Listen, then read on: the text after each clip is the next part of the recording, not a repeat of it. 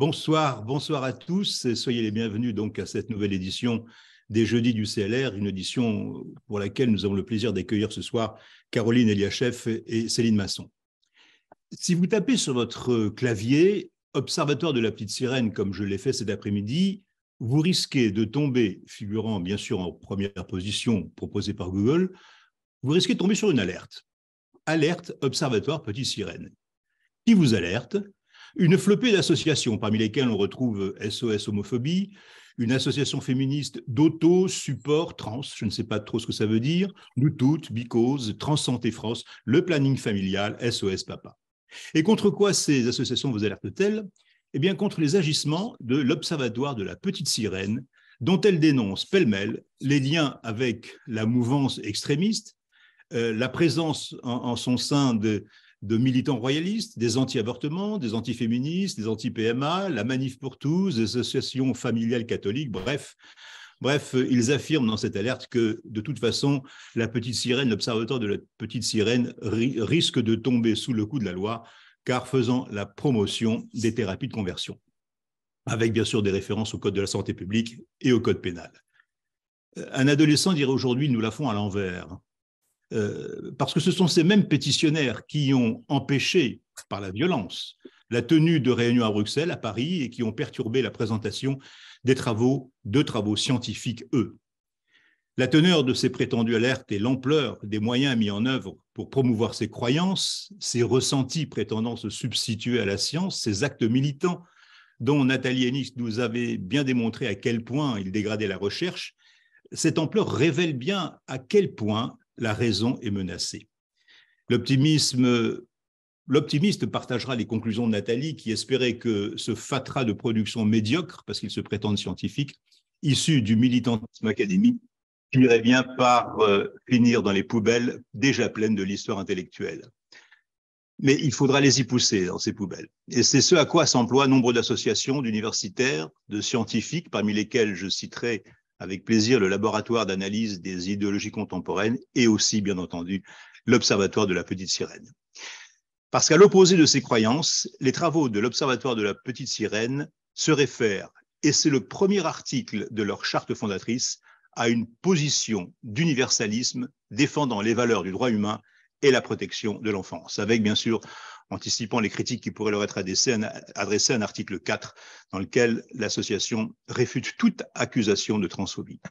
Et c'est parce que nous nous retrouvons dans ce positionnement universaliste, parce que nous rejetons cette juxtaposition de croyances dans l'air du temps, parce que nous condamnons toute entrave à la liberté d'expression, que nous avons souhaité accueillir ce soir Caroline Eliachef et Céline Masson. Je vais leur céder la parole. Je m'en charge. Je vais leur céder la parole, tout simplement pour qu'elles exposent un petit peu leurs travaux. Qui prend la parole? Oui, alors je vais ouvrir. D'abord, je vous remercie de cet accueil.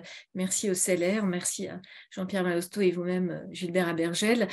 Je vais partager donc l'écran et vous projeter un PowerPoint si c'est possible a priori. Voilà. Alors, est-ce qu'on voit? Très bien. Oui. Voilà, donc la fabrique de l'enfant transgenre. On a appelé ça une mystification contemporaine. Alors, de quoi parlons-nous? Donc, nous avons effectivement été alertés, interrogés par un film, un documentaire qui a été projeté sur Arte en décembre 2020. Qui s'appelle Petite fille, effectivement. Je dis toujours que c'est un symptôme parce que c'est, encore une fois, quelque chose qui a fait éclat et en tout cas qui a interpellé de très nombreux professionnels, nous-mêmes, effectivement, psychanalystes, des chercheurs et d'autres personnes se sont interrogés de la manière dont ce film a été monté. Effectivement, un film, un documentaire, c'est un montage avant tout, donc c'est un documentaire de Sébastien Lipschitz, et qui met donc en scène une famille et notamment un enfant, Sacha, qui est un petit garçon qui a la conviction effectivement d'être une fille. Et donc on voit la manière dont suit cette famille, cet enfant, et notamment dont il va aussi être accueilli dans des consultations de pédopsychiatrie. C'est la réponse à cette famille, notamment à la mère qui accompagne Sacha, qui nous a frappés. C'est-à-dire que la mère dit, mais finalement, j'ai toujours voulu une fille, et c'est peut-être pour ça, elle s'interroge, que Sacha souhaite être une fille. Et la pédopsychiatre à ce moment-là dit, mais non, pas du tout, il souffre de dysphorie de genre, et nous allons vous parler du protocole et voir comment ce petit donc de 8 ans sera pris en charge, etc. On vous dira un peu tout à l'heure en quoi consiste donc ce qu'on appelle la transition. Voilà. Donc cette présentation, ce montage de film, qui est un film militant, on le dit dans le livre, voilà, qui fait la promotion de la transidentité, nous a vraiment frappé. Voilà comment nous avons commencé, donc comment l'Observatoire a été créé. Et notamment, nous avons souhaité à plusieurs voix, à plusieurs plumes, écrire un texte qui a été publié dans Marianne en début janvier 2021. Voilà, c'est vraiment la constitution de notre collectif. Nous l'avons signé une dizaine de personnes, et c'est là que tout a commencé, puisque suite à cette tribune, nous avons été contactés par énormément de personnes, énormément de gens qui s'interrogeaient comme nous, mais qui n'ont pas osé le dire. Nous avons été un peu comme des porte-voix de toutes ces personnes silencieuses qui aussi étaient frappées par ce phénomène, puisque notamment les professionnels, les psychiatres, psychanalystes, etc., les psychologues commençaient à recevoir de plus en plus d'enfants, d'adolescents essentiellement, qui n'ont pas s'interroger sur leur identité sexuelle, mais qui avaient la conviction d'être de l'autre sexe. Donc voilà un peu comment nous avons réfléchi, partagé nos interrogations sur ce phénomène, et surtout nous avons eu beaucoup de témoignages de parents très alertés par ce phénomène, puisque du jour au lendemain, leur adolescent, notamment leur adolescente, je vais vous montrer après des chiffres parce que ça concerne beaucoup de filles, près de 80% de filles et d'adolescentes, donc pas d'enfants là, mais vraiment d'adolescentes, qui faisaient leur coming out, donc ils annonçaient à leurs parents donc qu'elles étaient en fait des garçons. Voilà, donc ça a frappé ces familles qui ne savaient absolument pas, des familles très bienveillantes, qui tout à fait ouvertes à notamment l'homosexualité, donc il n'y avait absolument pas de réticence, mais au contraire souhaitaient vraiment accompagner leur adolescent au mieux, mais ne comprenaient pas, voilà, c'est ça qui est quand même intéressant, ne comprenaient pas ce qui arrivait, donc on a eu tous ces témoignages, et c'est là que nous avons souhaité interpeller les institutions, les pouvoirs publics, en disant il y a un phénomène quand même qui se produit en France, en tout cas il y a eu un boom ces 2 dernières années, comme on dit une explosion d'adolescents qui se déclarent donc trans, qui disent donc être de l'autre sexe, et donc essentiellement les filles, et nous avons été donc des lanceurs d'alerte il y a 2 ans. Alors, je vous présente, voilà, ça c'est un petit peu pour l'introduction, de savoir comment nous avons créé cet observatoire. Donc, observatoire, maintenant, on en a entendu parler, des discours idéologiques sur l'enfant et l'adolescent, dit de la petite sirène. Donc voilà, nous avons donc posé nos réflexions dans un livre, La fabrique de l'enfant transgenre, dont nous allons un petit peu vous reprendre, puisqu'on a quand même, et d'autres choses ont été amenées depuis l'écriture de ce livre, mais voilà, donc je vous montre un petit peu le plan donc, de notre conférence, de quoi parlons-nous. On parle, vous entendez le mot dysphorie de genre, transidentité, incongruence de genre, dysphorie pub. Bon, voilà, nous allons un petit peu dire de quoi il s'agit à partir de courbes, pour montrer un peu l'évolution du phénomène en France, mais et surtout dans d'autres pays, parce qu'en France, nous n'avons pas beaucoup de chiffres, nous n'avons pas des chiffres chiffres sur le plan national. Donc, je vais présenter différentes courbes de pays européens et États-Unis également, Canada. Ensuite, voilà, nous parlerons de ce que c'est qu'une transition. Je reprendrai la parole pour parler des réseaux sociaux et de l'impact des réseaux sociaux sur les adolescents. Également l'embrigadement, puisque c'est une des thèses de notre livre, l'embrigadement de type sectaire. Hein, ça, c'est quand même quelque chose qui a beaucoup énervé, on va dire ça comme ça, les associations transactivistes, hein, parce qu'on a posé ce... Alors, le titre aussi, hein, la fabrique, c'est absolument insupportable pour certaines personnes. Et pourquoi la fabrique? Juste, je reprends par rapport à ce que j'ai dit sur le documentaire, fabrique au sens où c'est comme si c'était un enfant fiction. Hein. Moi, je parle d'un mythe, hein, comme si on portait un mythe à l'écran, hein, d'un enfant rêvé par l'adulte. Voilà, on développera tout à l'heure. Hein. Qu'est-ce que c'est cet enfant rêvé par l'adulte, d'un enfant fluide, hein, passant d'un sexe à l'autre? Et quel est ce désir de l'adulte? C'est quand même ça qui se pose aussi dans le film, puisque d'ailleurs, dans le film, on n'entend pas l'enfant. Il prend très peu la parole. Bon. Alors, donc, la question de l'embrigadement et donc la comparaison avec les sectes, en quoi c'est comparable? On reprendra ensuite, Caroline Hachef vous parlera des paradoxes de la transidentité, le refus du féminin. Je donnerai un mot sur quelque chose qu'on développe depuis quelques mois sur l'utopie de genre. Et ensuite, en conclusion, nous parlerons de cette confusion entre lutte contre les discriminations et protection des mineurs. Voilà, alors pour les chiffres, voilà, je vais donc vous montrer quelques chiffres de ce qu'on appelle donc dysphorie de genre, c'est-à-dire dans les manuels de psychiatrie, dans le DSM, il est question de dysphorie de genre, 10 au sens c'est un malaise, hein, entre le sexe assigné comme, puisque les manuels reprennent, justement c'est ça qui nous pose question quand même, reprennent le langage de la militance, c'est-à-dire de sexe assigné à la naissance. On parle donc d'incongruence entre sexe assigné à la naissance, déjà cette expression c'est vraiment interrogé, et le genre ressenti.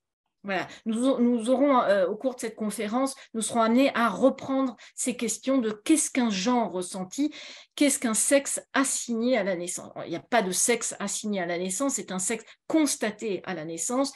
Et le genre, et évidemment, le genre, c'est une construction, effectivement. Hein, comment on se détermine soi-même comme homme et femme, à partir d'un réel biologique. C'est-à-dire quand on est homme ou femme, puisque le sexe est binaire, on est soit homme, soit femme, et comment on se détermine ensuite en tant qu'homme et femme, hein, c'est le genre, la construction effectivement sociale à partir de la famille, des projections fantasmatiques des parents, etc. Évidemment que ça existe, on le nie pas on le nie absolument pas, simplement il y a un dévoiement de cette notion de genre aujourd'hui qui efface le sexe. Voilà, c'est quand même ça qui est absolument frappant, c'est qu'aujourd'hui on ne parle plus de sexe, on parle de genre.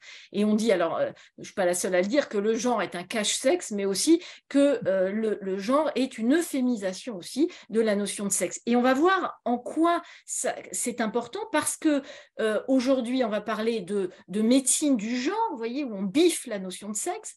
Et c'est comme si, vous voyez, comme une espèce d'abstraction, hein, le corps n'existerait plus, le sexe n'existerait plus, et on est dans quelque chose d'une sorte de projection fantasmatique, mais en même temps, on tranche dans la chair. Voilà. D'un côté, on tranche dans la chair, hein, Caroline Hachef vous parlera après la transition, hein, et de l'autre, on parle de genre, de médecine du genre, de chirurgie du genre, on parle de chirurgie du haut, du bas, etc. etc. Voilà. Donc, cette question du genre est une manière aussi d'effacer la différence sexuelle. Voilà notre thèse, d'ailleurs on n'est pas les seuls, les féministes aussi, hein, on est quelques-uns quand même à le dire, hein, on n'est pas les seuls, mais pour dire ça, vous voyez, le fait de dire ça nous a exposé gravement, puisqu'on a été quand même accusé de tous les mots, de transphobie, etc., d'être enfin bref, de tous les mots possibles, hein, vous avez vu ça dans la presse, et ne serait-ce que dire ça, on n'est pas J.K. Rowling, enfin il y a d'autres personnes, hein, le fait de dire que le sexe est binaire, qu'il y a homme et femme, vous êtes déjà accusé de tous les mots. Voilà. Alors, je vais vous montrer quelques chiffres, parce que pour parler concrètement, parce que souvent on nous demande, mais alors combien de chiffres, etc., c'est intéressant d'avoir un focus sur différents pays. pays. Alors là, je vais vous donner un exemple du Royaume-Uni. Pourquoi le Royaume-Uni? Parce que c'est le pays où vous avez la plus grande clinique pédiatrique d'enfants transidentifiés. Nous, on parle de transidentification, d'adolescents transidentifiés, donc qui se disent trans, et donc qui prend en charge depuis 30 ans des enfants adolescents trans. Voilà, c'est la plus grande clinique du monde, hein. Il y en a d'autres, mais c'est une des plus grandes cliniques du monde. Là, donc, c'est le GIDS, c'est le Gender Identity Gender Identity, j'ai perdu l'acronyme du coup, enfin c'est la clinique du genre de la Tavistock Clinic, ouais, Gender Identity Department Service. Et ce qui est quand même intéressant, il y a une actualité, c'est que ce plus grand service pédiatrique prenant en charge les mineurs trans, cette clinique de la Tavistock Clinic, c'est c'est pas la Tavistock Clinic, mais ce service-là a annoncé sa fermeture. Donc, c'est le NHS, le système de santé britannique, qui annonce la fermeture de ce centre. Pourquoi ? Parce qu'il y a eu un rapport assez accablant qui a été fait par une pédiatre qui a montré une prise en charge parfois donc de mineurs de plus en plus important, donc une prise en charge, une demande exponentielle, puisqu'on part, vous voyez les chiffres ici, de 50 demandes en 2012, et on arrive à 5000 demandes en 2022. Donc c'est exponentiel, c'est en ce sens-là que c'est exponentiel. Et donc, la pédiatre a révélé effectivement parfois une prise en charge un peu trop rapide de ces adolescents qui souffraient, elle le dit dans son rapport, de psychopathologie. Donc, je crois que c'est un nombre assez important, en tout cas, de jeunes qui souffrent de troubles préexistants à leur dysphorie de genre ou leur transidentité. Voilà, c'est ça qui a été quand même problématique, c'est qu'on n'a pas du coup, on a pris en charge la dysphorie de genre et non pas les pathologies qui étaient associées et essentielles, même importantes, c'est troubles anxio-dépressifs, etc. Je ne rentre pas dans les détails, anorexie, enfin il y avait des troubles associés importants. Voilà, ils ont décidé aussi de répartir tous ces enfants et adolescents dans des centres, dans les services généraux de pédopsychiatrie, pour qu'il y ait une prise en charge, elle le dit bien, holistique. Holistique, c'est-à-dire que c'est prendre le jeune dans sa globalité, prendre en charge globalité, et non pas uniquement focaliser sur sa demande de prendre des hormones et de changer de sexe. Voilà, donc ça c'est quand même une nouvelle très importante de cet été et qui a conditionné effectivement la fermeture du gîte. Voilà, on n'en parle pas beaucoup. Alors c'est nous qui avons lancé effectivement une tribune dans l'Express en août pour annoncer cette fermeture. Voilà, alors il y a toujours des interprétations, hein, par les militants, disent oui mais c'est parce qu'il y en avait tellement, et ben maintenant c'est formidable, on les répartit dans tout le pays. Non, c'est pas tout à fait ça quand on lit le rapport. Alors je vais vous montrer, donc je m'attarde pas sur le gîte, mais c'est quand même intéressant et c'est un phénomène à entendre quand même pour que... Voilà, alors je vais montrer, voilà, ça c'était effectivement une étude qui montre ce phénomène accéléré, hein, de la dysphorie de genre, identité transgenre pédiatrique, puisque c'est un phénomène très rare et qui aujourd'hui, dans les pays, donc dans le monde occidental, on considère qu'aujourd'hui ça touche un jeune sur 10, 20 dans le monde occidental. Vous voyez, les chiffres ne sont pas précis, c'est une étude qui vient de sortir il y a même pas quelques semaines, une étude importante aux États-Unis. Alors, voilà, bon, ça c'est tout les étapes du rapport CAS, hein, c'est pour montrer, je ne vais pas m'étaler là-dessus, hein, mais c'est juste pour montrer qu'il y a des étapes de ce rapport, hein, et pourquoi il a été diligenté par le NHS, c'est l'équivalent, bon, c'est un système de santé, voilà, britannique, c'est pas tout à fait l'équivalent du ministère de la Santé. Voilà, là je souhaite vous montrer d'autres, j'ai juste enlevé parce que, voilà, là donc c'est des chiffres en Suède, un des pays pionniers dans la transition chez les mineurs, qui est revenu, hein, ce pays, donc la Suède a fait marche arrière, c'est-à-dire qu'aujourd'hui les prises en charge médicales sont interdites chez les mineurs, sauf pour les cas de recherche, sauf dans le cas de la recherche. Voilà, vous voyez juste les chiffres, je ne m'attarde pas sur les... Pourquoi ça avance pas? Ah, j'ai un blocage là. Ah non, c'est... Voilà. voilà, et là, voilà. Là, vous avez donc les Pays-Bas également. On voit bien les courbes avec une augmentation des. Alors, vous voyez, ils reprennent. C'est quand même très intéressant ces petits symptômes. J'ai dit en dehors des courbes parce que moi je suis pas une fan des courbes, mais ça donne quand même une idée. C'est les noms, le nom qu'on vous donne. On ne dit pas homme et femme ou mâle, femelle. On va dire assigné homme parce que c'est quand même la langue. C'est-à-dire, vous voyez, parce qu'on fait la distinction entre assigné à la naissance et genre ressenti. Bon. Alors, je passe à une autre courbe. Là, c'est au. Attends, c'est le zoom qui me gêne. Là, je vais le mettre. Il est en plein. Non, voilà. Donc, le sexe ratio en Finlande, cette fois. Pareil, la Finlande c'est le premier pays à faire marche arrière en Europe. En 2020, la Finlande a interdit bloqueur de puberté aux mineurs. Caroline Yachev vous détaillera après ce que c'est bloqueur de puberté, etc. Alors, ça bloque à nouveau. Je ne sais pas pourquoi. Voilà. Les États-Unis, voilà. Pareil, augmentation importante. Pour les États-Unis, voilà, globalement, quand vous cumulez les chiffres entre 2017 et 2021, on a à peu près 100 000, 120 000 jeunes qui s'identifient, donc qui sont diagnostiqués. Ça, c'est pas qui s'identifient uniquement, c'est qui sont diagnostiqués, c'est-à-dire qui sont passés par des consultations médicales pour être diagnostiqués dysphoriques de genre. Voilà, 121 000 précisément entre 6 et 17 ans. C'est l'agence Reuters qui a donné ces chiffres il n'y a pas très longtemps. Voilà pour les chiffres. Et on pense que c'est effectivement très sous-estimé. Voilà, je passe là. Alors, 300 000 adolescents. Alors ça, c'est 300 000 adolescents, c'est des chiffres là estimés, entre 12 et 17 ans, adolescents qui s'identifient trans, que nous appelons transidentifiés, qui s'identifient trans, pas forcément passer par des consultations médicales, mais c'est bien sûr à rapporter aux 332 millions d'Américains. Mais c'est quand même intéressant parce que c'est beaucoup plus important qu'avant. Et ce qu'il faut que je dise, mais là aussi rapidement, c'est que nous n'avons pas la même population que les personnes qu'on appelait transsexuelles. C'est pas du tout la même population. C'est pour ça que chaque fois que nous intervenons, nous disons, mais nous ne parlons pas des personnes trans, nous parlons d'adolescents qui s'identifient à un phénomène qu'on va appeler mode.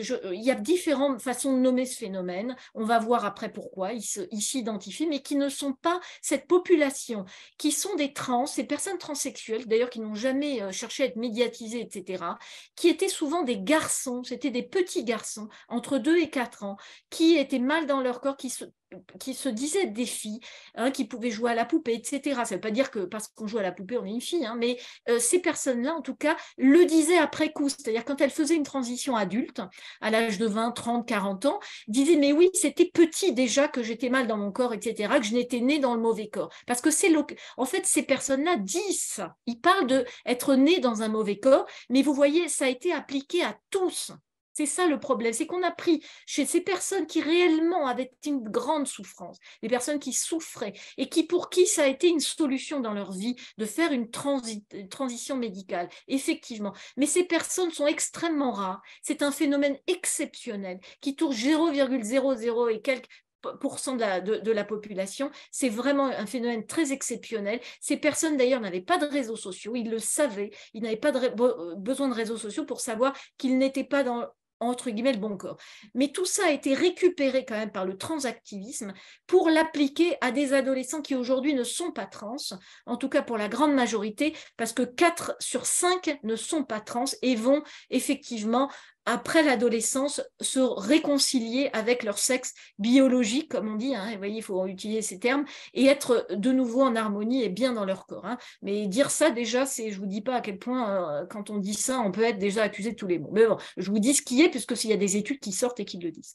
Alors, je passe, donc là c'est très intéressant, ça j'ai eu ça par mes collègues puisque cet observatoire réunit évidemment de nombreuses professions, enfin des psychanalystes, des psychiatres, des médecins, des juristes, etc. Mais nous travaillons pas seulement avec les Français, nous travaillons avec la Belgique puisque nous sommes un observatoire franco-belge, mais nous travaillons aussi avec de très nombreux autres pays et notamment les États-Unis avec une fédération qui s'appelle SEGM, qui a une grande expérience de ce phénomène, puisque ce sont des médecins essentiellement, qui a une très grande expérience depuis une dizaine d'années de ce phénomène et qui, comme nous, lutte pour freiner cette médicalisation trop rapide de mineurs qui risquent de le regretter. Nous vous parlerons après aussi, Caroline Eliachef, de la détransition, mais le risque, effectivement, c'est que ces personnes un jour regrettent, et des mineurs qui auraient été opérés, même si c'est exceptionnel, ça suffit pour que ce soit de trop, mais les opérations actuellement, effectivement, sur les mineurs, c'est la mastectomie, et le risque, c'est le regret. Alors, on n'est pas obligé du tout aujourd'hui d'être opéré pour se dire trans, il suffit de le déclarer, c'est du déclaratif, c'est ce que je ressens, puisque je le ressens, je suis. C'est ce que j'ai appelé le ressentisme, l'idéologie du ressenti, qu'on voit ça un peu partout. Je ressens être offensé, donc je le suis, donc c'est vrai, donc etc., etc. Donc l'autre m'en veut, donc l'autre est transphobe, islamophobe, enfin, on connaît tout ça, comment on peut accuser à partir du ressenti, et c'est ce que j'ai appelé ressentisme. Alors, c'est intéressant de voir que dans les universités, à partir du ressenti, justement, il y a 5%, presque 5% de filles, donc d'étudiants, ce n'est pas des mineurs, mais des jeunes adultes qui s'identifient trans. C'est quand même beaucoup, 5%. Voyez, compte tenu de ce que je vous ai dit du phénomène transsexuel qui concerne extrêmement peu de monde. Voilà encore quelques courbes. Le Canada, c'est pareil, suit le même phénomène. L'Australie, c'est juste pour la forme. Et voilà, et ça, je passe la parole à présent à Caroline Eliachef, donc, qui va vous parler de ce que c'est que la transition. Bien, merci Céline. Donc, Céline vous a parlé sur un plan global de cette augmentation exponentielle. Maintenant, je vais vous parler d'un cas particulier. Comment ça se passe? Donc, il s'agit d'une jeune fille. Elle a entre 12 et 17 ans. Elle commence sa puberté, ou elle est en train de commencer sa puberté, et elle va, dans un premier temps, après être allée sur les réseaux sociaux, et je ne vous parlerai pas maintenant des réseaux sociaux, c'est Céline qui reprendra ça ultérieurement, elle va faire ce qu'on appelle son coming out. Le coming out, c'est la déclaration à ses parents, à l'ensemble de sa famille, que voilà, elle n'est pas née dans le bon corps et qu'elle se ressent garçon. Et donc, il va falloir changer de prénom. Son prénom dit de naissance va être appelé le dead name, le nom mort, morinon, qu'il va falloir changer de pronom, ne plus dire elle, mais dire il, et que, donc ça c'est en famille, et qu'ensuite à l'école, il va falloir changer son prénom, si possible avec l'accord des parents, mais si les parents ne sont pas d'accord, ils sont considérés comme transphobes et ses parents seront éventuellement signalés. Donc à l'école, elle pourra effectivement changer son prénom, sauf pour passer ses examens, parce qu'au moment de passer des examens, il faut montrer sa carte d'identité. Voilà, ça s'appelle la transition sociale. Des études ont montré qu'au moment de cette transition sociale, qui est donc la première étape, donc on dit une transition sociale, après tout, c'est peut-être pas si grave, en réalité, lorsque 100% de la famille est d'accord, les parents sont d'accord, les grands-parents aussi, les frères et sœurs, n'en parlons pas, tout le monde est d'accord, et d'une certaine façon, même sans encourager, mais entièrement d'accord, quand l'école est d'accord, c'est-à-dire quand tout l'environnement social est d'accord, ça s'appelle, disons-le clairement, un conditionnement. Autrement dit, le jeune est donc conditionné, c'est lui qui l'a demandé, mais il est conditionné, et surtout, il n'a plus la possibilité d'exprimer la moindre ambivalence par rapport à ce qu'il déclare être son choix. Cette déclaration sociale va être suivie d'une transition médicale. Qu'est-ce que c'est que la transition médicale? Donc là, si vous voulez, il va falloir qu'il y ait un médecin dans le coup. Jusqu'à présent, la consultation psychiatrique était indispensable, elle ne le sera plus, car ce qu'on appelle la dysphorie de genre et maintenant l'incongruence de genre n'est plus considérée comme une affection médicale et encore moins psychiatrique. Et donc, le diagnostic va être fait sur… Alors, actuellement encore en France, la première consultation se fait chez un psychiatre. Généralement dans un service dédié. Vous savez où je vous apprends, je ne sais pas, qu'en France, dans toutes les villes, dans toutes les grandes villes de France et dans toutes les villes moyennes de France, il y a ce qu'on appelle une consultation dédiée qui s'est ouverte et où les jeunes peuvent venir consulter et vont trouver des médecins dits transaffirmatifs, où ils vont pouvoir exprimer leurs ressentis et être suivis. Donc, là, il s'agit donc de la transition médicale. De quoi s'agit-il? Selon l'âge, les jeunes qui disent donc se ressentir dans le sexe, non pas assigné à la naissance, mais constaté à la naissance, eh bien, ces jeunes ne vont pas être interrogés. Nous avons entendu une psychiatre dire si le jeune dit qu'il est d'un autre sexe, on ne va pas lui poser de questions parce que c'est très intrusif. Alors, je vais vous dire qu'en tant que pédopsychiatre, vous ne pouvez pas savoir à quel point je suis intrusive, parce que je pose beaucoup de questions. Donc, il ne faudrait pas poser de questions, il faudrait accompagner ces jeunes dans leur ressenti. Qu'est-ce que c'est que cet accompagnement? Donc, au niveau prescription, bloqueurs de puberté. Qu'est-ce que des bloqueurs de puberté? Ce sont des produits qui inhibent la sécrétion des hormones qui sont habituellement sécrétées au moment du début de l'adolescence et qui donc stoppent l'adolescence. Alors, ce que disent les médecins transaffirmatifs, c'est on met sur pause et ça va leur permettre de réfléchir. En réalité, on peut mettre un appareil sur pause, mais c'est assez difficile de mettre un être humain sur pause. D'abord parce qu'il continue de vivre, mais il continue de vivre et son évolution est stoppée. Or, la puberté, ce n'est pas seulement la transformation physique, c'est énormément une transformation psychologique qui effectivement se fait aussi grâce et avec les hormones. Donc, on bloque cette évolution-là, alors qu'autour de lui, tous les petits camarades vont faire leur puberté. Est-ce que ça leur permet effectivement de réfléchir? Alors, première question, est-ce réversible? Donc, on nous dit, c'est réversible. Qu'est-ce qui est réversible? Effectivement, quand on va arrêter ces bloqueurs de puberté, le développement physique de la puberté va reprendre. Mais il y a d'une part des effets secondaires parfois extrêmement graves, en particulier l'ostéoporose. L'ostéoporose, quand on a 70 ans, admettons, quand on commence une ostéoporose à l'âge entre 8 et 10 ans, c'est quand même, 8 et 13-14 ans, c'est quand même un petit peu embêtant. Il y a d'autres effets secondaires sur lesquels je ne vais pas m'étendre, mais donc ce n'est pas si réversible que ça. Ce n'est pas si réversible. Pourquoi? Parce que, ces années-là ne sont pas réversibles. L'enfance n'est pas réversible.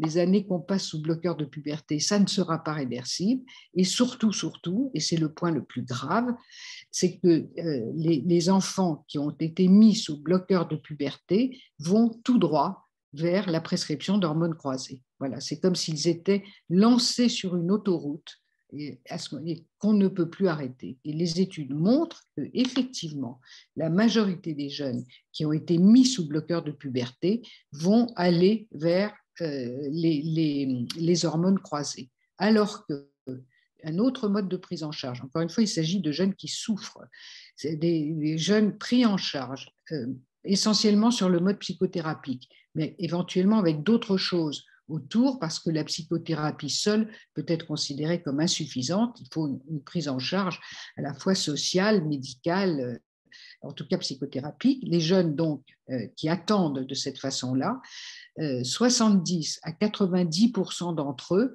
au moment de leur majorité, seront réconciliés, comme on dit, avec leur sexe de naissance.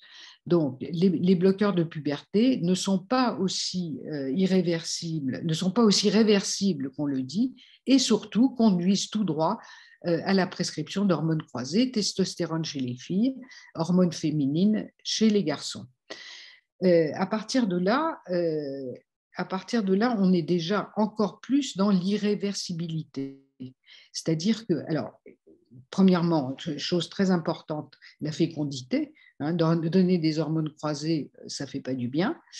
Ces hormones croisées, dans ces indications-là, sont prescrites hors autorisation de mise sur le marché, ce qui signifie la chose suivante: quand il n'y a pas d'autorisation de mise sur le marché dans une indication, cela signifie que les études n'ont pas été faites, n'ont pas été suffisamment probantes pour pouvoir donner cette autorisation. Donc, ces produits sont prescrits aujourd'hui sans autorisation de mise sur le marché dans ces indications-là.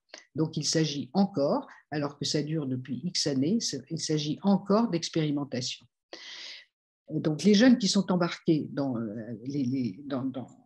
ces traitements, un certain nombre d'effets sont irréversibles. Alors, pour les filles et les garçons d'ailleurs, ils ne pourront plus avoir d'enfants. La voix pour les filles restera une voix d'homme.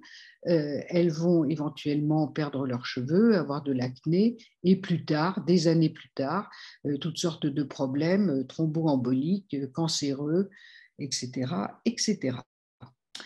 Pour les garçons donc ils vont avoir un peu de poitrine qui pousse, donc ils vont avoir des cancers du sein, ce qui ne se voyait que chez les femmes. On ne peut pas tout avoir, hein, on ne peut pas devenir une femme et éviter le cancer du sein. Voilà, il y a toutes sortes, et je ne vais pas vous développer les effets secondaires, mais les effets secondaires, en revanche, eux, sont bien connus, sous réserve que l'on fasse des études au long cours et non pas des études sur une à deux années, comme ça a été souvent le cas. Voilà, ça c'est le déroulement. Alors ensuite, éventuellement, mais pas toujours, chirurgie dite de réassignation. Comme nous ne nous occupons que des mineurs, je ne parlerai que de la mastectomie, c'est-à-dire enlever les seins, dite torsoplastie. Une mastectomie sur des organes sains, ça s'appelle une mutilation. Les mutilations sexuelles sont interdites, alors qu'une torsoplastie, ça entre dans le cadre de la chirurgie dite esthétique. Je dis dite esthétique parce qu'en réalité, ce n'est pas esthétique du tout. Est-ce que ça se pratique? Oui. Est-ce que ça se pratique beaucoup? Probablement non. Est-ce que la plus jeune opérée en France d'une mastectomie avait 14 ans, et nous sommes de plus en plus en contact maintenant avec des chirurgiens plasticiens qui viennent vers nous et qui demandent à discuter avec nous parce qu'ils ont de plus en plus de demandes de mastectomie pour les jeunes filles qui viennent en principe consulter parce qu'elles ont les seins qu'elles trouvent trop gros, etc., etc. Et en fait, elles demandent une mastectomie. Je ne parlerai pas des autres interventions qui ne se pratiquent pas en France sur les mineurs. Il y a la chirurgie du haut, mastectomie, et puis la chirurgie du bas. Je vous laisse imaginer ce que c'est que la chirurgie du bas. Ce n'est pas tout à fait au point quand même encore. Voilà, donc voilà comment ça se passe, mais surtout, voilà je voudrais dire un mot de la réponse que les médecins font à ce genre de demande. Alors, quand je dis les médecins, je ne vais pas généraliser car ce n'est pas tous les médecins, mais dans les services dédiés, les médecins appliquent ce qu'on appelle le Bluch Protocol, qui a été mis au point il y a maintenant une vingtaine d'années à Amsterdam, dans une clinique d'Amsterdam. Ce protocole, c'est ce que je vous ai dit, hein, c'est-à-dire on affirme, on accompagne bloqueurs de puberté, hormones croisées. Ce protocole a été établi sur une population de 50 jeunes qui n'avaient aucun trouble psychopathologique et qui étaient peut-être, je dis bien peut-être, des vrais trans, qu'on appelons des vrais trans, c'est-à-dire des jeunes qui, dès l'enfance, avaient manifesté un certain malaise. Cette population a radicalement changé, on vous l'a dit, hein, ce sont très peu d'enfants, majoritairement des adolescents, ayant des troubles psychopathologiques avérés, les filles comme les garçons, autisme, au potentiel, c'est pas un trouble psychiatrique avéré, mais il se trouve qu'il y a beaucoup de haut potentiel. des filles qui ont subi des agressions sexuelles, des anorexiques mentales, des schizophrènes, des autismes diagnostiqués. Voilà. 60 à 80% de ces jeunes ont des troubles psychopathologiques diagnostiqués, avérés, et certains d'entre eux ont déjà fait plusieurs séjours en hôpital psychiatrique, mais pour le savoir, il faut poser des questions. Si vous ne demandez pas à un jeune ni à ses parents quels sont ses antécédents, eh bien, on ne les connaît pas. Alors, il est assez rare, quand on est médecin et qu'on voit un jeune, de ne pas s'enquérir des antécédents. C'est quand même le seul domaine où on dit qu'il ne faut pas poser de questions parce que c'est intrusif. Voilà, donc cette population a radicalement changé par rapport à ce protocole qui est mis en œuvre, et le protocole, lui, ne change pas et donc ne s'applique pas à ces jeunes-là.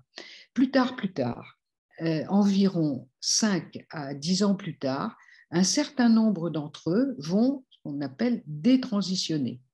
Alors déjà, avant, dans ce parcours, il y a ce qu'on appelle les désisteurs. Les désisteurs sont différents des détransitionneurs. Les désisteurs, ce sont des jeunes qui arrêtent, hein, qui voulaient faire leur transition et qui arrêtent à un moment ou à un autre, qui ne vont pas jusqu'au bout. Les détransitionneurs, ce sont majoritairement des filles qui ont transitionné, qui ont subi des mastectomies et qui décident de revenir en arrière, c'est-à-dire elles disent, par exemple, que en fait, elles allaient mal et qu'elles pensaient que la transition allait améliorer leur état, qu'elles se rendent compte qu'elles vont toujours mal, et elles se rendent compte également qu'en fait, elles ne seront jamais des hommes. Elles peuvent avoir l'apparence des hommes, qu'elles peuvent vivre comme des hommes, mais qu'elles ne seront jamais des hommes. Voilà. Donc, elles vont détransitionner. Les chiffres sont très difficiles à obtenir, surtout en France, mais dans d'autres pays également, pour plusieurs raisons. Première raison, elles ne retournent pas forcément dans les services où elles ont été suivies, puisqu'elles considèrent qu'elles ont été mal suivies. Et par ailleurs, elles se font agonir d'injures sur les sites. Céline va vous en parler immédiatement après, où elles sont considérées comme des traîtresses. Et elles sont harcelées sur les sites et donc elles ont plutôt tendance à se cacher. Il y a maintenant, en Belgique et au Canada, elles se sont réunies en association pour permettre de discuter entre elles et de s'entraider. Voilà, je crois que je vais m'arrêter là sur cette description. Pour la compléter, je vais passer la parole à Céline qui va vous parler de la question des réseaux sociaux, qui est une question absolument majeure dans cette situation. Céline, je te passe la parole. Alors, donc, comment nous avons été informés aussi de l'impact des réseaux sociaux donc, sur ces adolescents. Alors, tout le monde est au courant de l'impact des réseaux sociaux en général. On n'a pas besoin non plus uniquement d'avoir ces adolescents trans, mais pour cela, c'est par les parents. Donc, depuis que nous existons, donc depuis 2021, nous avons recueilli plus de 150 témoignages de parents. Donc, ce qu'on demande souvent, c'est un témoignage écrit. Donc, ils rédigent 2-3 pages, parfois un peu plus, sur l'histoire et notamment sur comment ce processus s'est enclenché. À chaque fois, il y a les réseaux sociaux, il y a l'impact des écrans, du téléphone, et souvent, ça s'est produit pendant les confinements. Donc, pas pour une partie d'entre ces filles, parce qu'on a quand même des témoignages d'au moins plus de 80% de filles, effectivement, c'était lors du confinement 2020-2021 pour les plus jeunes. Parfois, ça a commencé bien avant pour d'autres, hein, enfin bien avant. Là, ce qu'on a effectivement, c'est autour, le démarrage, c'est autour de 2017, 2018, 2019, pas tellement avant. Et pour ces parents hein, dont on a les témoignages, et elles ont entre 12 et 18 ans. Voilà. Il y a quelques majeurs aussi, quelques jeunes majeurs, ça c'est toujours un problème puisque les parents ne peuvent plus dire non.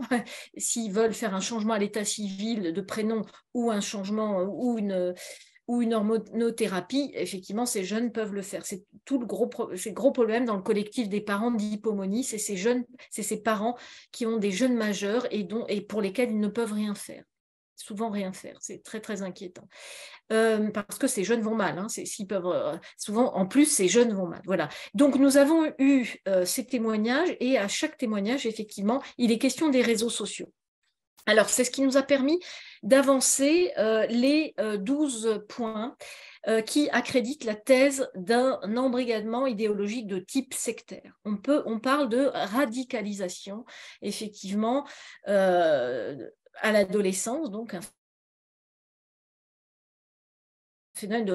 Quand ils annoncent effectivement leur transidentité, ils sont convaincus et ils ne supportent pas la contradiction.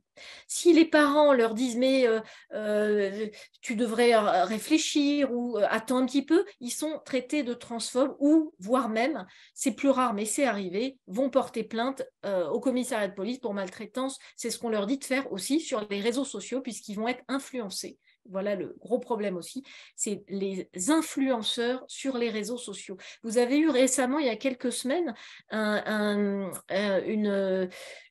sondage de la Fondation Jean Jaurès et Ipsos sur l'impact des influenceurs notamment, et on voit que 40% des jeunes, je crois que c'est 40%, sont influencés. Plus il y a de likes, plus ils sont influencés par l'influenceur qui a des likes. Donc, on peut imaginer que c'est un peu la même chose aussi, c'est-à-dire que ces jeunes vont sur les vlogs, sur les vidéos, YouTube, vlogs, etc., où ils trouvent des réponses à leur malaise. Quand on leur dit, si tu te poses des questions sur ton corps, si tu te poses des questions sur ton malaise, etc., dans ton corps, le fait que tu aies mal dans ton corps de fille, c'est que tu es un garçon. Voilà ce qu'on leur dit. Et chaque fois, moi, je demande aux parents et aux jeunes aussi à quel moment vous avez été, comment vous avez su.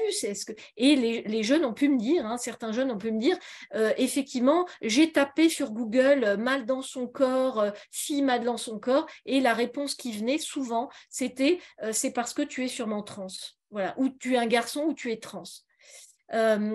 Donc voilà, l'influence est là donc ça, c'est l'influence des réseaux sociaux, effectivement, puisqu'ils vont chercher, comme beaucoup de jeunes, vont chercher des réponses, qui peut être aussi bien. Je pense qu'il y a aussi des choses tout à fait intéressantes sur les réseaux sociaux. Angélique Gozlan avait fait un livre, c'était une thèse que j'avais dirigée sur Facebook à l'adolescence, c'était une thèse qui date il y a une dizaine d'années, mais c'était intéressant de voir qu'il y a des choses très intéressantes et positives aussi sur les réseaux sociaux. Mais aussi, effectivement, ça peut embarquer des jeunes fragiles, vulnérables, dans des...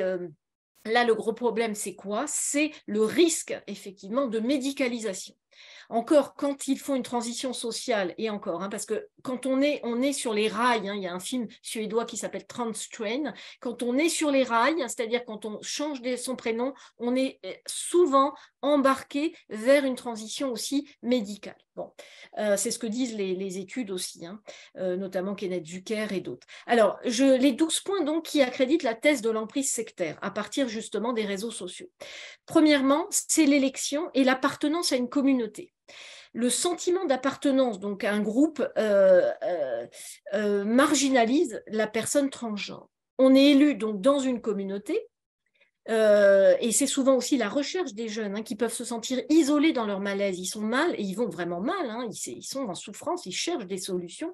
Et le fait d'être élus dans une communauté va les faire effectivement se sentir mieux. C'est ce qu'on appelle l'euphorie du genre. Il y a un moment euphorique quand ils se déclarent.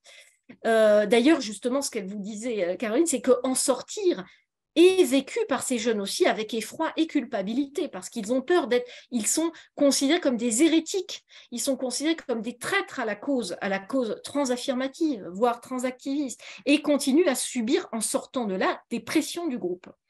Il y a, voilà, donc c'est en ce sens-là, effectivement, que quand ils sont c'est pour ça qu'on parle d'embrigadement. Le deuxième point, c'est le recrutement qui se fait en ligne. Donc là aussi, l'impact des vlogs, l'impact des vidéos et des recrutements qui se font en ligne et s'adressent souvent aux jeunes en quête d'identité. Parce que le propre de l'adolescence, c'est effectivement de chercher qui on est. On cherche qui on est. Et on cherche, alors qui on est globalement, pas seulement fille-garçon. Il y a vraiment une quête identitaire de qui on est. Donc, ils sont effectivement là, ils vont encore une fois ils peuvent trouver des solutions. Surtout encore ces jeunes qui vont mal. Ça nous rappelle d'autres formes de radicalisation. Quand même, on peut comparer d'autres phénomènes de radicalisation. On travaille avec des gens qui ont travaillé sur la radicalisation islamique d'ailleurs, et il y a quand même des phénomènes de rapprochement à faire. Le troisième point, c'est la novlangue et l'usage d'un jargon spécialisé qui les distingue. Ils ont sexe assigné à la naissance, être né dans le mauvais corps, M2F, trans, enfin bon, il y a un langage, effectivement, et ce langage, effectivement, va aussi décrédibiliser la science, et notamment la biologie, en disant que c'est transphobe. La biologie est transphobe. Voilà. Donc, c'est comme effectivement une langue qui va fournir des concepts, fournir des vocables, fournir des syntagmes, effectivement, que le jeune récupère. Et les jeunes vous disent d'ailleurs, moi, je suis gender fluide, ou je suis mal... voilà. Une jeune qui me disait, mais en fait, elle ne parle pas de sein, elle dit un torse bombé. Elle a appelé ça, alors, un torse bombé. Donc, c'est intéressant parce que on se dit, mais comment ils en sont arrivés à penser que cet organe n'était pas à elle, que par exemple pour les seins, effectivement, voilà, c'est un déni quand même du corps, un déni du biologique. Bon, là aussi, vous voyez, alors, elles peuvent jouer aussi sur les mots pour éviter le mot sein, c'est quand même intéressant, mais là aussi, elles apprennent, je parle des filles, là, parce que c'est quand même, on a beaucoup entendu de filles, elles apprennent ce jargon aussi qui vient alors je dis pas de la théorie du genre, mais de la théorie d'affirmation du genre, je préfère dire ça. Alors, quatrième point, c'est l'isolement social et familial. Alors ça, c'est quand même assez frappant. C'est-à-dire qu'on dit, de toute manière, si tes parents n'acceptent pas, ils sont transphobes, il faut pas que tu les écoutes. Et ça, on l'a vu, on a des témoignages aussi qui le disent. On isole, donc on tente d'isoler le jeune qui a une nouvelle famille. Ils viennent dans les associations, on peut les recevoir, on les attire aussi dans les associations en disant, on sera là pour toi, on va te protéger, etc. Et l'isole du coup de la famille, voire l'endoctrine. Je pense que le mot a déjà été utilisé, on peut parler vraiment d'endoctrinement pour faire pression, pour couper avec sa famille. C'est pour ça que nous, on dit, quand les parents, on dit de ne pas trop braquer le jeune, c'est qui dit qu'il est, par exemple, si une fille dit à un garçon, moi je dis aux parents, mais surtout ne braquez pas, ne disez, non, tu n'es pas un garçon. Je pense qu'il faut, là, pour les parents, d'être suffisamment qu'il y ait de jeu, JEU, pour que le jeune, justement, ne se coupe pas, surtout ne pas couper avec les jeunes parce qu'ils peuvent se retrouver isolés et embrigadés. Donc, l'isolement familial et social. Le cinquième point, on parle de nouvelle famille, c'est intéressant quand même. Voilà, c'est une nouvelle famille, tu as une nouvelle famille maintenant, etc. Cinquième point, c'est les croyances, la foi et les croyances. On leur demande de faire acte de foi, un postulat sans fondement scientifique, et de faire leur des croyances qui ne sont pas étayées sur des faits, comme celui, effectivement, du bien-être supposé apporté par la transition médicale. Alors là, on a quand même des éléments très importants, c'est qu'il faut rencontrer les gens, et notamment, il faut rencontrer aussi les personnes trans qui nous témoignent à quel point ce n'est pas facile. C'est-à-dire que c'est un très long cheminement, à la fois psychologique et aussi physiologique, pour être trans. Ils sont des patients à vie, ils sont médicalisés à vie.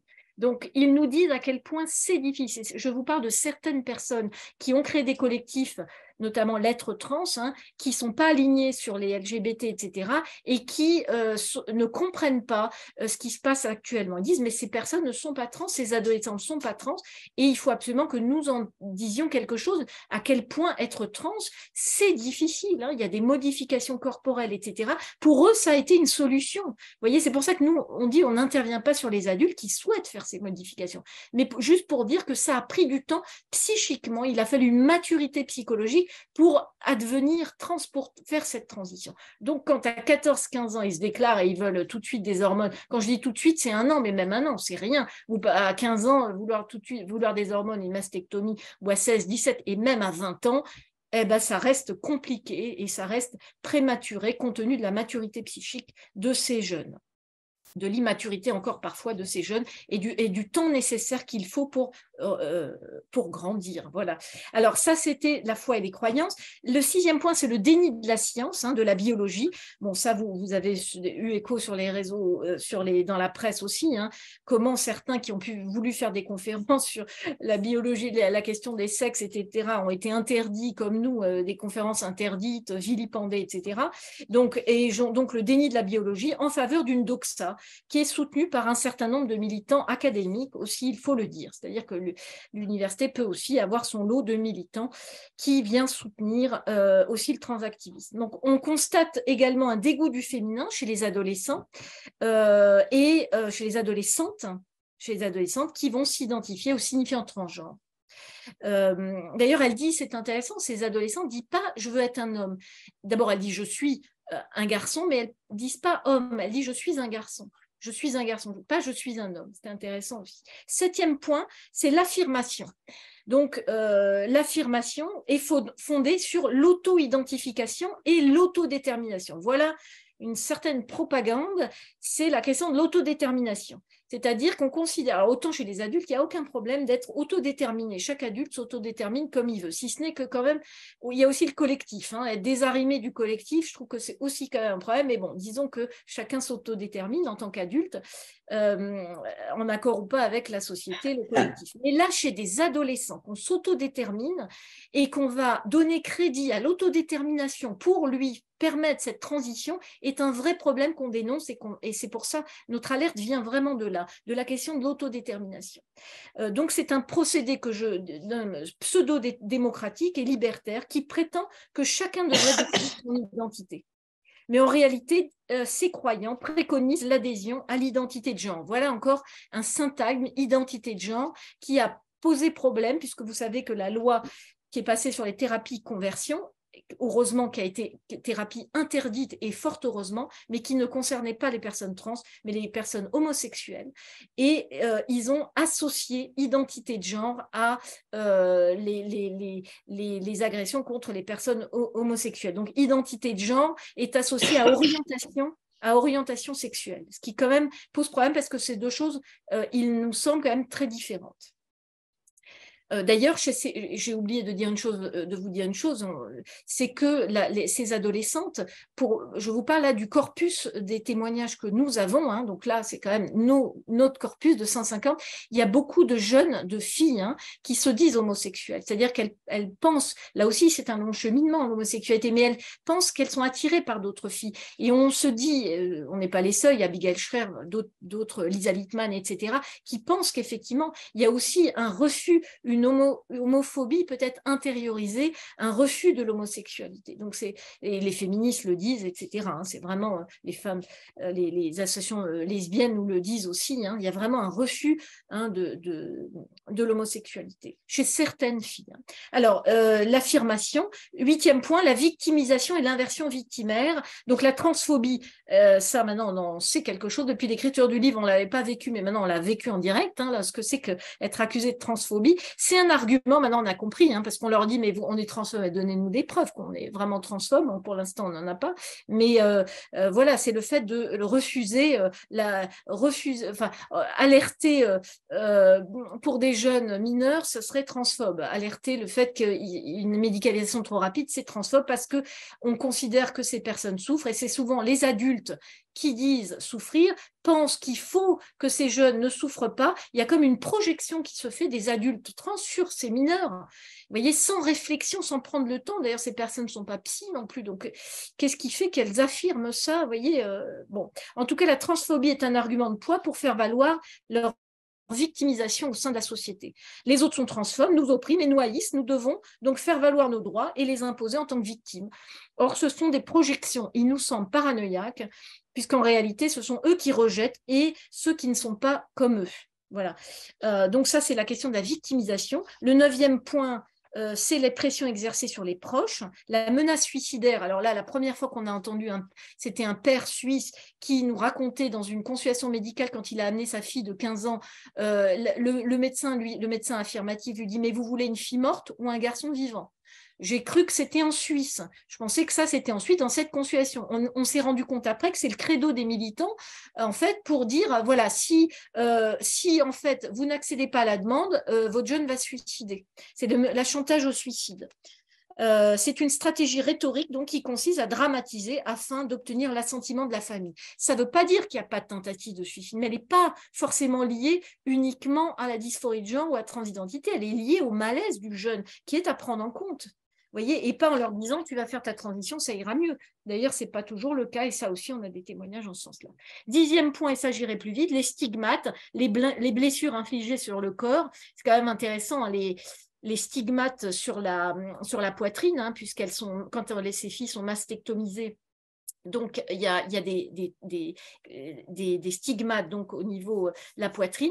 Donc, c'est un signe aussi d'allégeance au groupe. Hein, et on voit comment ces jeunes s'exhibent parfois torse nu sur des vidéos à exhiber leur mutilation, en fait, ce qu'ils appellent absolument pas comme mutilation, mais leur stigmate. Voilà. Et 11e point, le lobbying des transactivistes. On en parlera tout à l'heure, car Inachef vous parlera dans le dernier, pour la conclusion, la pression aussi des lobbying et des transactivistes. Et 12e point, les profits, parce qu'on dit à qui ça rapporte. Eh bien, ça rapporte aussi à l'industrie pharmaceutique, évidemment, et ça apporte aussi au combat, à la militance, c'est-à-dire aussi qui est une militance qui peut faire collusion avec le transhumanisme. Voilà. Et je repasse la parole à Caroline Inachef sur les paradoxes de la transidentité. Merci Céline. Oui, juste sur le transhumanisme, parce que Céline a été un peu vite. Peut-être ça paraît pas évident en quoi ça se rattache au transhumanisme, juste pour dire que l'être humain est limité par beaucoup de choses, mais il est limité au moment de la naissance par effectivement le sexe auquel il appartient, c'est-à-dire si vous êtes une fille, vous n'êtes pas un homme et réciproquement, et il est limité par la mort, hein, c'est-à-dire nous sommes tous mortels et nous savons que nous allons mourir. Donc ça se rattache au transhumanisme parce que effectivement le transhumanisme cherche à exploser ces deux limites humaines que sont le sexe avec la transidentité et la mort avec le fait que chaque partie du corps serait remplaçable, etc., qu'on va brancher notre cerveau sur des ordinateurs, etc., etc. Voilà, donc c'est en ça que ça se relie au transhumanisme et que les personnes, et en particulier un certain nombre de milliardaires américains qui financent le transhumanisme, en particulier dans les universités, financent également les transactivistes. Voilà, donc là, alors ça se passe aux États-Unis. En France, nous ne savons pas pour le moment. Je voudrais vous dire un petit mot sur les paradoxes de la transidentité. Alors, la première chose, c'est que c'est bien parce qu'il y a deux sexes qu'il y a de multiples genres. C'est-à-dire que s'il n'y avait pas de sexe, il n'y aurait pas 1 million de genres. Et donc, en réalité, cette affaire du genre s'appuie bien sur le fait qu'il y a des hommes et des femmes. En revanche, il y a effectivement une multiplicité de genres. Mais cette multiplicité de genres ne devrait pas remettre en question la binarité sexuelle. Donc ça, c'est un des premiers paradoxes. L'autre paradoxe, c'est que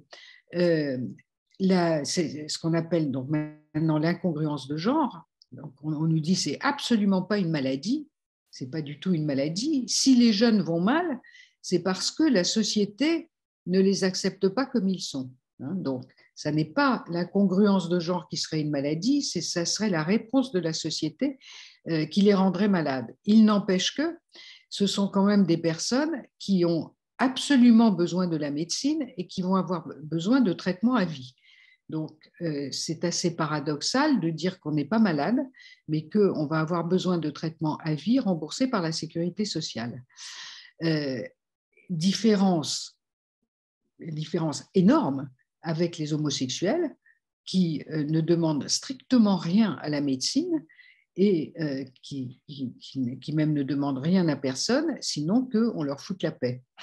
Donc là, il y a une différence quand même essentielle et en revanche, les militants trans essaient de se coller sur les revendications maintenant plutôt ancienne des homosexuels, de reconnaissance, etc., etc., alors qu'il ne s'agit absolument pas de la même chose. L'homosexualité, c'est une orientation sexuelle qui ne demande strictement rien à la médecine. Ils demandent éventuellement qu'on les oublie, tandis que la personne transsexuelle demande qu'on la reconnaisse pour ce qu'elle n'est pas et a besoin du regard de l'autre pour être reconnue dans son identité. Ce qui est un peu embêtant parce que si on a sans arrêt besoin du regard de l'autre pour être reconnu dans son identité, ça ne fait pas aller très bien. Alors, autre paradoxe, vous savez que la majorité sexuelle est fixée à 15 ans et que récemment, on a considéré qu'en deçà de l'âge de 15 ans, il ne pouvait pas y avoir de consentement aux relations sexuelles avec un majeur, je précise. En revanche, on considère qu'à partir de 8 ou 9 ans, un jeune peut consentir à être embarqué dans cette affaire et qu'il serait parfaitement au courant des conséquences que ça pourrait avoir, alors que bien évidemment, il n'a aucune expérience d'aucune sorte parce qu'il n'est pas en âge d'avoir une expérience. Donc, il peut décider de son sexe, mais il n'a pas le droit de s'en servir. Donc, c'est un peu embêtant parce que, en fait, je fais une petite parenthèse, mais quand on parle de ces jeunes adultes, enfin de ces jeunes majeurs, on va dire, eh bien, un certain nombre d'entre eux, encore une fois, je ne généralise jamais, mais un certain nombre d'entre eux n'ont effectivement aucune expérience sexuelle. C'est-à-dire, ils ont des expériences virtuelles, là encore, les réseaux sociaux, ils disent, je suis en couple. Maintenant, on demande systématiquement, est-ce que tu as déjà rencontré ton copain ? La réponse, le plus souvent, est non. Ils ne l'ont jamais rencontré. C'est une relation virtuelle sur les réseaux sociaux. Et ils ont une certaine crainte justement de rencontrer la personne, de la toucher, n'en parlons pas. Et quand une fille de 8 ans annonce je suis lesbienne, on dit mais est-ce que tu sais ce que c'est? Alors oui, elle sait ce que c'est parce qu'on lui a appris à l'école, mais elle n'a strictement aucune expérience. Voilà. Autre paradoxe, donc la question du genre aurait pour fonction de lutter contre la binarité. Mais une personne qui fait une transition, elle recrée une autre binarité. Il n'y a plus de fluidité, etc., etc. Un homme devient une femme, j'ai envie de dire, il n'est pas une femme, il a l'apparence d'une femme, et c'est extrêmement figé. C'est beaucoup plus figé que d'être un homme ou une femme qui se reconnaît dans son sexe biologique et qui, par ailleurs, peut avoir toutes les apparences qu'il souhaite sans pour autant prétendre changer de sexe et avoir besoin de prendre des hormones. Voilà. Autre chose, vous savez que l'interdiction du tatouage, en dessous de 16 ans, un jeune ne peut pas se faire tatouer sans avoir l'autorisation de ses parents. En revanche, il peut se faire enlever les seins encore avec l'autorisation de ses parents, pas aux États-Unis, où les jeunes se font enlever les seins beaucoup plus tôt. Il y a une femme qui est très connue aux États-Unis, qui s'appelle Johanna Olson Kennedy, qui a le plus grand centre pour les trans, je pense que c'est en Californie, qui a proposé que la mastectomie puisse avoir lieu à l'âge de 8 ans, ce qui est assez paradoxal, car personnellement, je n'ai pas vu beaucoup de petites filles de 8 ans qui aient quelque chose à faire opérer. Voilà. Voilà quelques paradoxes, il y en aura encore d'autres, mais je vais m'arrêter là. Et je vais... de quoi on parle? Le refus du féminin? Du refus du féminin, oui. Oui. Alors, une fois qu'on vous a dit tout ça, il y a 80% de filles, etc. La question que vous allez obligatoirement nous poser, c'est pourquoi les filles? Alors, pourquoi les filles? Je pense, d'abord, personne n'a la réponse. Là, il n'y a pas de réponse univoque à cette question. Alors, évidemment, tout le monde quand même se demande ce qui se passe. Il y a à la fois des raisons sociales, on va dire, et des raisons familiales individuelles. Dans les raisons sociales, à quoi pense-t-on?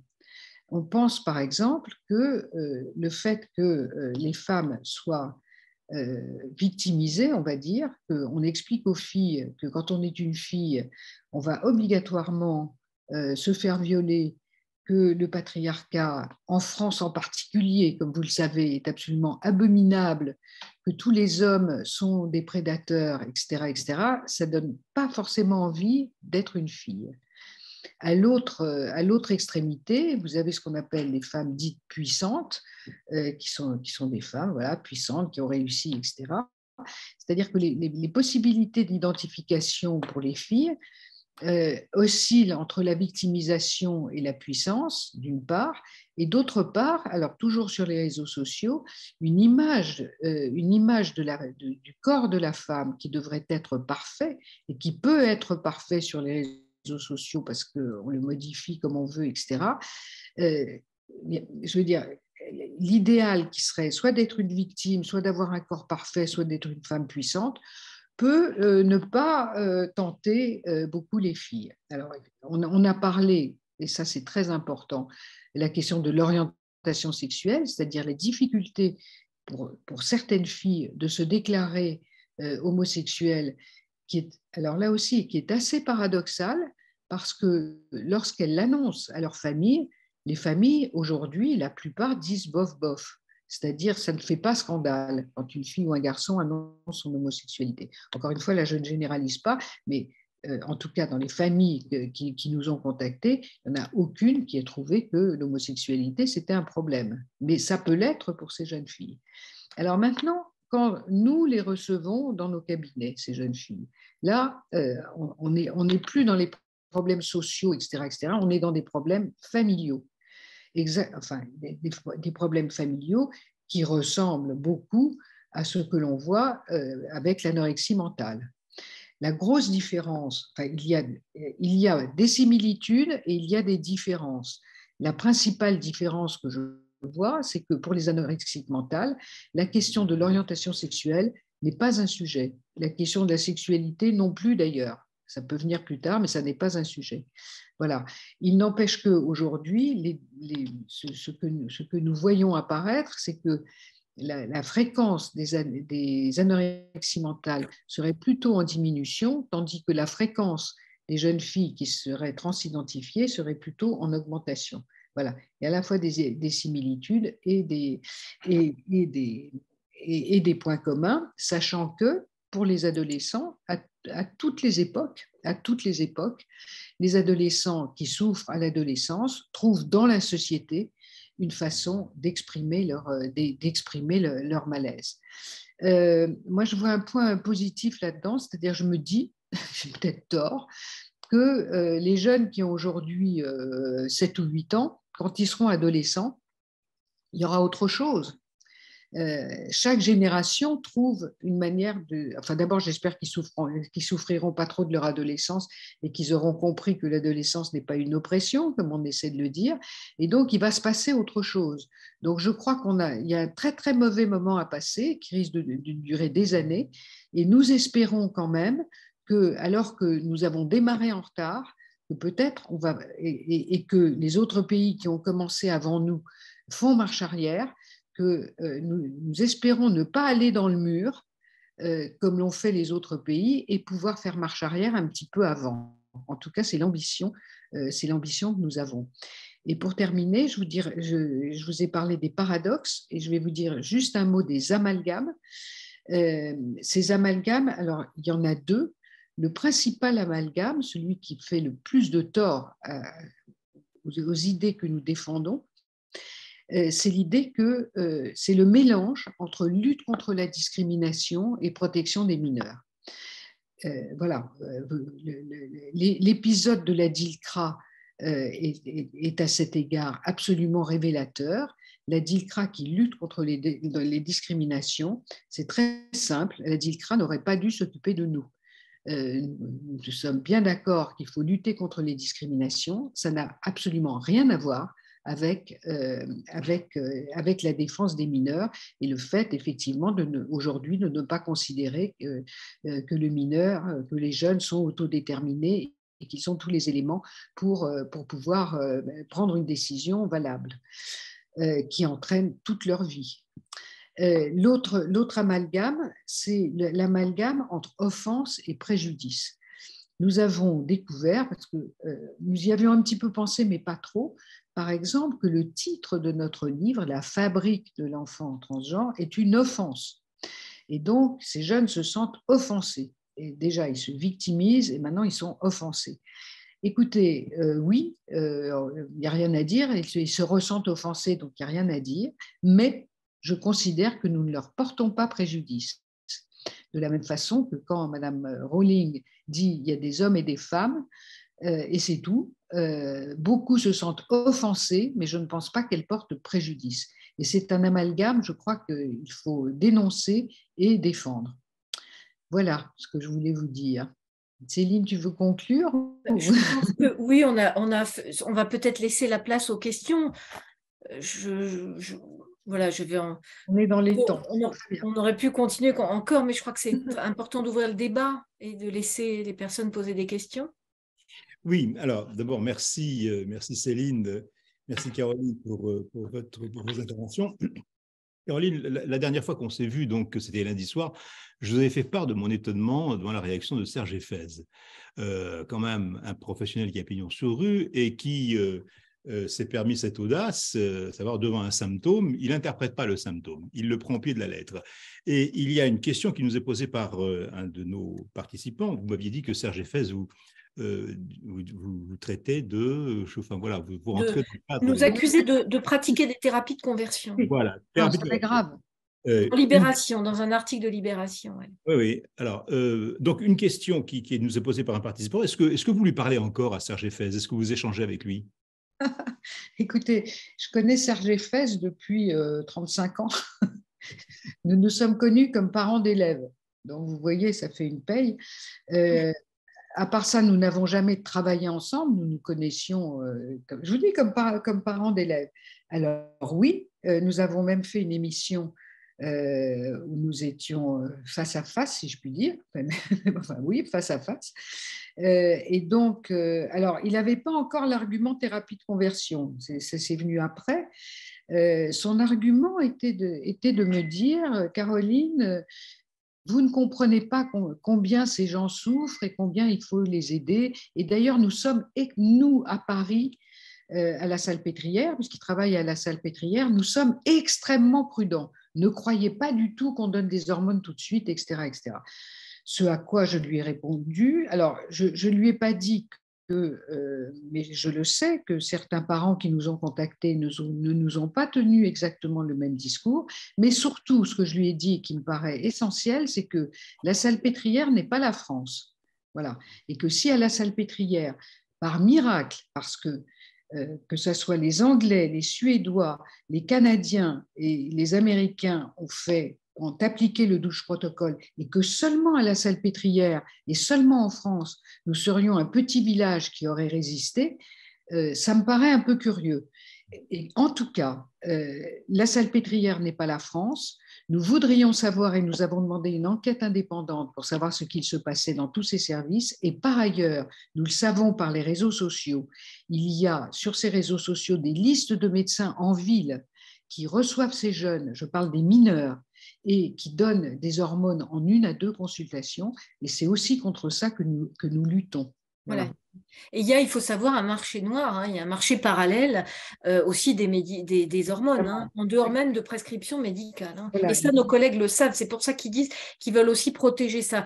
Mais alors, pour répondre aussi à votre question, non, nos collègues ne souhaitent pas nous rencontrer. Ça fait 2 ans que je contacte ces collègues, Agnès Condat notamment, ils n'ont jamais répondu et ils ne souhaitent pas nous rencontrer. Toujours aujourd'hui, depuis 2 ans. Oui. Une version des professionnels du je n'en veux rien savoir, quoi. Je ne veux pas entendre, je ne veux pas en discuter. C'est-à-dire, on a quand même agité le chiffon rouge. Hein. Ils ne sont pas contents du tout de ce qu'on fait. Mais pas du tout. Je veux dire, ils nous attaquent quand même. Ils nous attaquent en incompétence. Si vous voulez, il faut discuter de ça. C'est vrai que ces jeunes, il faut discuter de la prise en charge de ces jeunes. Ce sont des jeunes qui souffrent. Et manifestement, la psychothérapie seule ne va pas suffire. Il faut imaginer les choses. Nous avons affaire à une nouvelle population. Nous sommes pédopsychiatres, psychologues, etc. Nous avons des choses à proposer à ces jeunes. Mais le Douche Protocol, encore une fois, les pays les plus avancés, entre guillemets, y ont renoncé. Engageons-nous dans cette réflexion. Mais ne nous attaquez pas en incompétence et en thérapie de conversion. Il faut juste qu'on dise quand même qu'il y a une actualité, c'est que pas plus tard qu'avant-hier, Astrid Panosyan-Bouvet est intervenue à l'Assemblée nationale pour dire effectivement il faudrait peut-être ouvrir le débat. On les empêche. À l'Assemblée nationale, on est très fiers. Elle nous a cités en disant mais elle n'arrive pas alors là heureusement vous nous invitez, on arrive à s'exprimer, c'est formidable. Ça fait la deuxième conférence où là c'est par visio, mais lundi soir nous sommes intervenus, vous étiez là Gilbert, effectivement c'est la première fois qu'on intervient sans l'assaut des militants ou transactivistes, donc ça fait quand même du bien. Et là j'ai mesuré à quel point ça fait énormément de bien de pouvoir parler sans être agressé verbalement, etc. Ça fait quand même du bien, la liberté d'expression, la liberté de s'exprimer. Je ne l'avais pas mesuré pour ce sujet-là, puisque depuis qu'on parle, c'est-à-dire en Suisse, ça a commencé en Suisse, ils ont débarqué, ils étaient une quinzaine de jeunes, et ils ont crié assassin, et on ne pouvait pas placer un mot, on était soumis, vraiment, véritablement saisis et soumis à eux. Et après, c'est eux les victimes. Alors, je donne lecture d'une question qui nous est posée. L'autodétermination ne vient-elle pas questionner un fantasme d'auto-engendrement ? Oui. Et pourquoi vouloir d'auto-engendrer comme s'il n'y avait pas de filiation ou encore un refus de la filiation, comme si un trouble dans le discours venait faire signe, une volonté inconsciente chez le jeune de chercher un signifiant qui a fait défaut dans le discours qui entoure l'enfant ? Je pense que c'est une question de professionnel. On ne peut pas les entendre, les personnes, elles ne peuvent pas… Non, ça… Non. Ah oui, d'accord, c'est dommage, oui. Oui, donc sur l'autodétermination, oui, c'est une attaque des liens, c'est une attaque de la filiation, c'est une attaque, effectivement, c'est une forme d'auto-engendrement. C'est-à-dire que quand vous changez le prénom, moi qui ai travaillé sur les noms, alors pas du tout la même chose, mais sur les changements de nom chez les Juifs qui devaient changer leur nom, franciser leur nom pour se cacher, parce que, évidemment, parce qu'il y avait un risque pour leur vie. Là, c'est quand même intéressant parce qu'ils veulent changer, mais en changeant de nom, on change un peu d'histoire. C'est-à-dire, c'est un prénom, hein, c'est pas le nom de famille, c'est un prénom, mais en plus c'est un prénom, il passe du prénom fille à un prénom de garçon, c'est une manière de se désaffilier. Alors c'est pas forcément, parce qu'il y a une jeune qui me disait oui mais moi c'est pas contre mes parents, c'est pas du tout que je renie mes parents, mais en fait c'est une manière d'advenir autre, c'est-à-dire que si elle n'est plus la fille de ses parents, elle est garçon de qui ? Vous voyez ? Bien sûr. C'est une façon de s'auto-engendrer, de désaffilier d'une certaine manière. Le nom et c'est intéressant, hein, le nom et le changement de sexe, c'est quand même, ça va effectivement ensemble. Donc c'est une façon de s'extraire quand même d'une histoire. Et on sait qu'un prénom, il est donné par les parents, hein, à la naissance. Ce qu'il faut dire aussi pour les psys qui travaillent avec ces jeunes, c'est que le prénom choisi est tout à fait signifiant pour chaque jeune dans son histoire. Ils ne choisissent pas n'importe quel prénom. Hein. Et donc, voilà, il y a une manière de travailler avec eux sur le prénom qu'ils voudraient choisir. Mais effectivement, il y a une idée d'autodétermination. Enfin, la personne qui a posé la question le dit très bien, auto-engendrement. C'est tout à fait lié, effectivement. D'ailleurs, quand on voit dans l'histoire de ces jeunes, hein, il y a effectivement, pas toujours, mais souvent des conflits quand même familiaux importants. Il y a souvent des dysfonctionnements sérieux. Des dysfonctionnements, voilà. De toute façon, c'est au cas par cas, hein, vraiment, chaque famille a son histoire, chaque famille, c'est très complexe. Et ça, nous tenons à dire que nous, en tant que cliniciens, quand on fait un travail de clinicien, ça prend du temps parce qu'on essaye d'entendre, de donner du sens à cette complexité. Il faut entendre la complexité. Affirmer le genre, c'est pas du tout ça dont il s'agit quand on est psy, c'est comprendre la complexité, aider ces familles et aider aussi à faire prendre conscience de ce qui se passe pour le jeune notamment. De quoi est-ce le symptôme? Voilà, de quoi cette annonce d'être garçon est-il le symptôme pour ce jeune? C'est quand même ça qu'il faut entendre et non pas de dire on accompagne, on n'interroge pas. Je n'arrive pas à comprendre que des psychanalystes en soient là à dire on n'a pas de questions à poser, on ne donne pas du sens, on accompagne parce qu'ils souffrent et donc on est avec eux pour les accompagner. Mais nous aussi, nous sommes là avec eux, mais à la place à laquelle on est, c'est-à-dire de psy. Oui, oui, quoi qu'en dise Serge Effès, c'est bien dans ce travers qu'il est tombé. Hein. Avez-vous été consulté par l'Éducation nationale? Alors, l'éducation nationale, dans Macron 1, Macron 2, dans le précédent gouvernement, oui, nous avons été reçus par Jean-Michel Blanquer, bon, ce n'est pas un secret. Oui, nous avons été entendus. Là, malheureusement, on n'est pas entendus par... alors, les choses évoluent, hein, là, vous voyez l'Assemblée nationale, etc. Mais jusqu'à présent, on n'avait pas été entendus. Je pense que les politiques aussi avaient peur d'être accusés de transphobie. En fait, il y avait cette préemption, j'allais dire, par la lutte contre les discriminations qui empêchait je pense que ces personnes, ces politiques, sûrement s'interrogent aussi, mais ne peuvent pas prendre des positions effectivement publiques. Et ça, entendre la petite sirène, c'est être d'emblée accusé de transphobie. Comme quoi, vous voyez, ils sont très influencés eux-mêmes par les réseaux sociaux. Hein. Oui, pas étonnant que vous ayez été reçu par Jean-Michel Blanquer et que vous ne soyez pas encore par M. Pape Ndiaye. Non. Voilà. Est-ce que, alors, une question très technique hein, qui nous est posée par nos participants. Est-il vrai que l'on peut enlever uniquement les glandes produisant le lait et non pas procéder à une mastectomie? Tu as entendu ça, Caroline? Là, c'est une colle. Écoutez, ce qu'on voit, hein, allez sur les réseaux sociaux, voilà. Regardez. Hein, les mastectomies, elles sont totales. Elles sont totales. Elles sont totales et vous avez des très grandes cicatrices. Oui. On a alors nous souhaitons pas montrer parce que moi je trouve qu'il faut. Non. Voilà, on a évidemment, tout le monde peut aller voir. Nous, on a des. Moi, ça m'intéresse Bon, c'est très intéressant un peu parce que je travaille aussi sur les images. Quand même intéressant hein, ce stigmate de. Bon, bref, je rentre pas là aujourd'hui dans ça. Mais par contre, plusieurs personnes, hein, dont des médecins, nous ont quand même parlé que ça renvoie quand même à des expérimentations. C'est même les mastectomies, c'est-à-dire à trafiquer le corps. Il y a quand même ça. Là aujourd'hui, ça fait plusieurs fois cette semaine que notamment des médecins, etc., me parlent d'expérimentation qui rappellent d'autres expérimentations. J'en dis pas plus, mais c'est quand même, moi, j'ose pas hein, trop ces comparaisons avec les grandes expérimentations que l'on sait, mais quand même, je vous dis simplement ce que nous avons entendu de la part de médecins. C'est quand même intéressant. Hein. Alors, il y a une question aussi sur l'encombrement supposé des services de psychiatrie infantile dû à l'accroissement des cas de transidentité, des demandes de transidentité. Et puis, en complément de cette question, il y a une déclaration du CHU de Rennes qui annonce étoffer son offre de soins à destination des transgenres, alors que le même CHU indiquait début janvier que les urgences étaient saturées. Il y avait des dizaines de patients à attendre sur des brancards dans les services. Est-ce que cette augmentation de la capacité à accueillir des cas de transgenre vous est parvenue?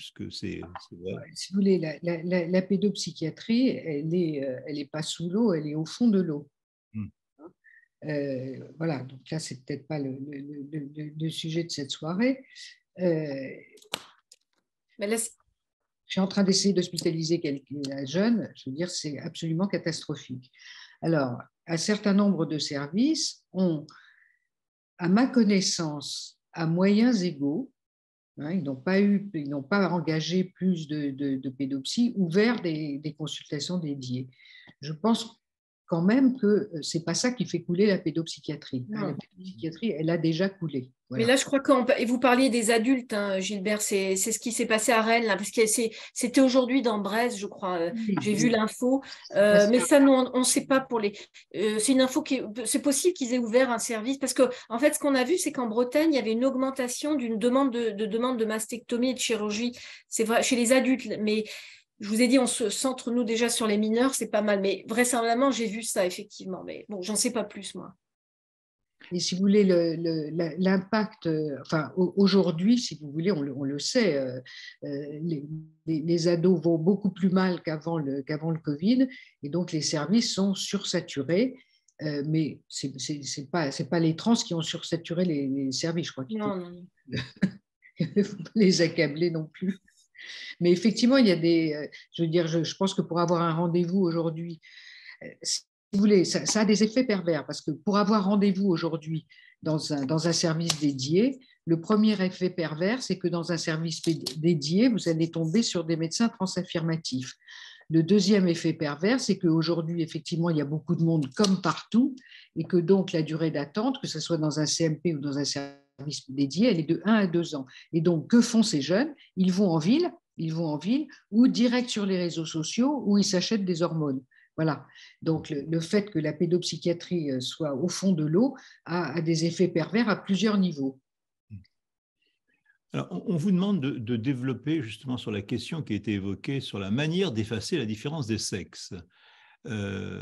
Pourquoi vouloir effacer cette différence des sexes?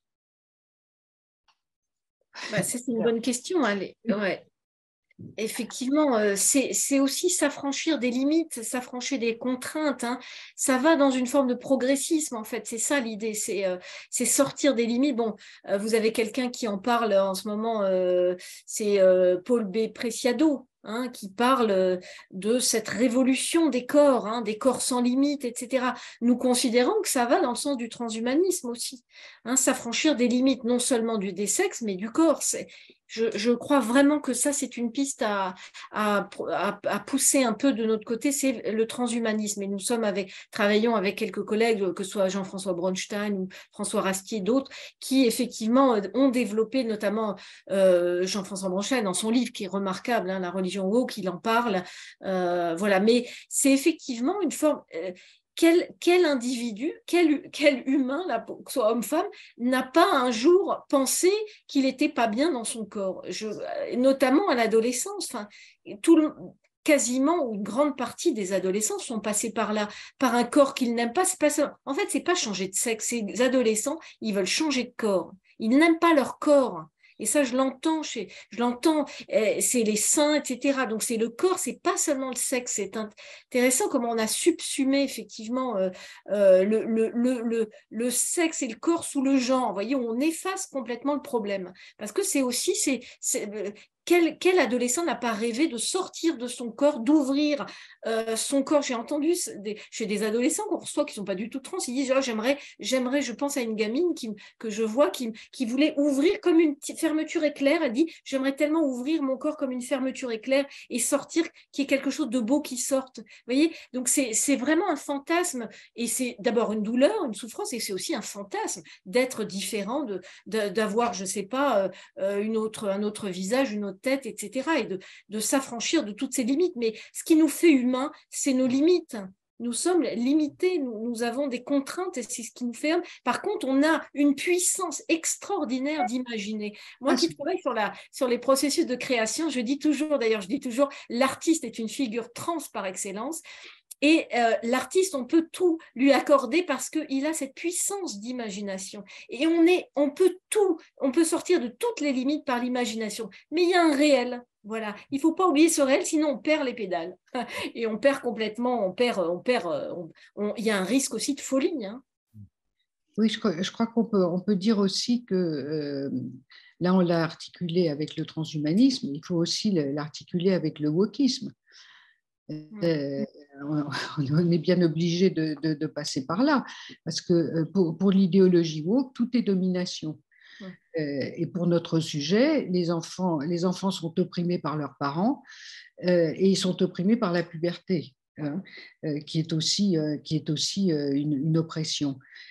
Et donc, quand on dit pour la biologie, si vous voulez, l'abolition de la binarité, ça devient une exigence parce que son existence même est une oppression. C'est vrai que c'est une oppression, c'est une limite.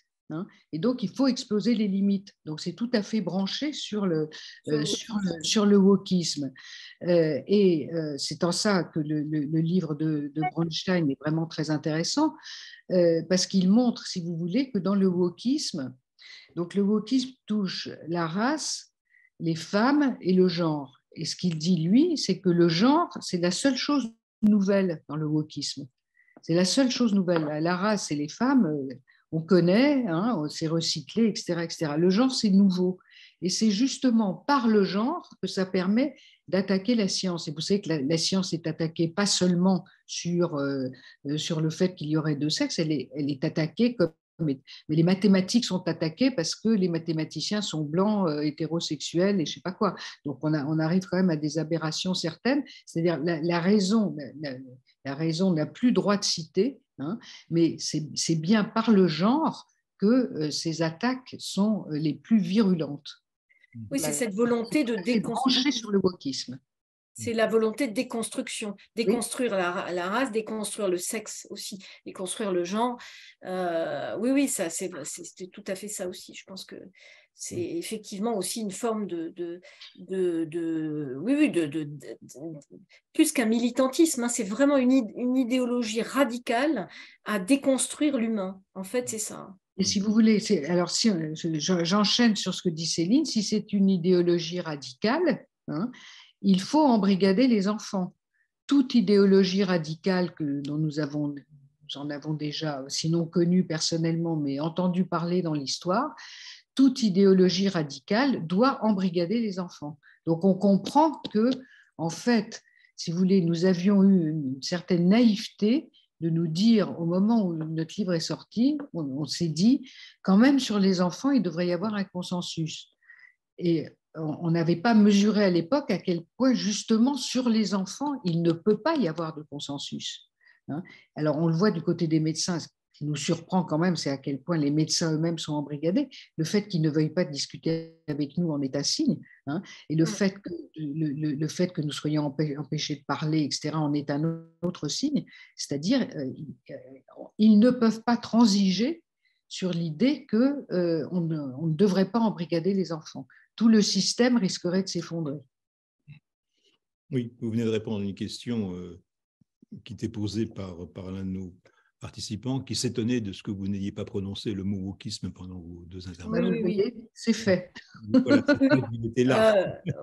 Oui, c'est vrai que c'est vrai qu'on n'a pas trouvé mieux que ce mot encore là, mais j'ai toujours parfois un peu de mal, parce qu'en même temps, c'est éveillé, woke, c'est éveillé, donc ça, bon, mais c'est effectivement une idéologie qui vient notamment des États-Unis, bon, et qui arrive dans les universités françaises, mais oui, tout à fait, c'est attelé au wokisme, hein, cette affaire des... Mais même nous, on a mis un peu de temps à s'en rendre compte, il a fallu un tout petit peu de temps avant de s'en rendre compte, voilà, mais c'est clair, genre et race, ça marche ensemble. Ce sera à l'ordre du jour d'ailleurs de notre prochain webinaire, puisque nous accueillerons Xavier Laurent Salvador qui viendra nous parler de ce petit ouvrage-là. Voilà. Un collègue. Exactement. Voilà. Les membres du conseil d'administration du comité Laïcité République. C'est une question que vous avez un peu évoquée, que je reformule. Est-ce que ce dégoût du féminin ne serait pas dû à une augmentation du sexisme, ce qui entraînerait effectivement le nombre de filles voulant devenir garçons? Est-ce que être femme, c'est peu enviable à ce point? Bon, écoutez, il y a quelque chose qui est sorti là sur le sexisme, Sylvie Pierre Brossolette, l'égalité, etc.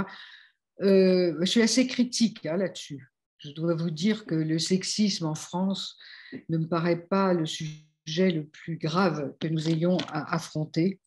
Et que, au lieu de dire aux filles qu'elles sont des victimes permanentes et qu'elles sont oppressées par le patriarcat, d'abord, je pense très sincèrement qu'il faut quand même aller voir ailleurs, et que pour une femme, vivre en France, c'est pas si terrible que ça.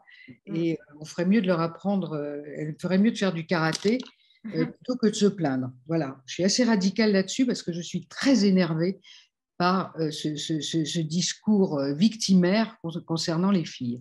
Et je pense qu'il faut les sortir de là. On a fort à faire pour les sortir de là parce que, voilà, on n'est pas aidé, disons. Donc, non, je ne crois pas. Enfin, oui, je pense que cette victimisation des femmes n'est évidemment pas bonne pour les jeunes filles. Hein. Quand on leur dit à longueur de journée que les hommes sont des prédateurs, que forcément elles vont se faire violer, etc., franchement, c'est pas tentant, quoi. Alors, on m'a raconté quand même quelque chose, je vais vous en faire part. Un jeune homme français qui a vécu 2 ans aux États-Unis, une personne de sa famille, quand il rentre en France, lui dit alors comment ça se passe là-bas? Il dit voilà, c'est terrible parce que, bon, je vous la fais courte, mais quasiment, il faut que les filles, par Internet, disent aux garçons ce qu'il est capable de faire, ce qu'il doit faire, ce qu'il ne doit pas faire, etc. Eh bien, ces jeunes filles, donc, sont demandent extrêmement souvent des scénarios sadomaso. Savoir. Hein. Autrement dit, les fantasmes, on ne dirige pas si facilement les fantasmes. Les fantasmes existent et même quand on est majeur, consentant, etc., qu'il y ait des fantasmes sadomaso, c'est évident. Hein. Je suis désolée de dire ça, mais les fantasmes de viol chez les femmes sont des fantasmes extrêmement souvent retrouvés chez les femmes et doivent rester à l'état de fantasme, je précise. Hein. On peut tout fantasmer, on ne peut pas tout faire, ni chez les hommes, ni chez les femmes. Voilà, mais les fantasmes, il n'y a pas de limite dans les fantasmes. En revanche, il y a des limites dans ce qu'on peut faire ou ne pas faire. Bien. Céline, Caroline, quelques mots de conclusion? Bah, écoutez, on est très content d'avoir partagé, moi personnellement, je suis très contente d'avoir partagé ce moment avec vous. Je crois qu'on a dit à peu près tout ce qu'on veut, enfin, tout ce qu'on pouvait partager ce soir. On va continuer, bien sûr. On remercie vraiment de votre invitation et du fait, voilà, que vous nous ayez écoutés, qu'on ait pu discuter tranquillement avec vous, y compris, on est tout à fait prête à être contredite, mais sur des arguments, pas sur nos personnes.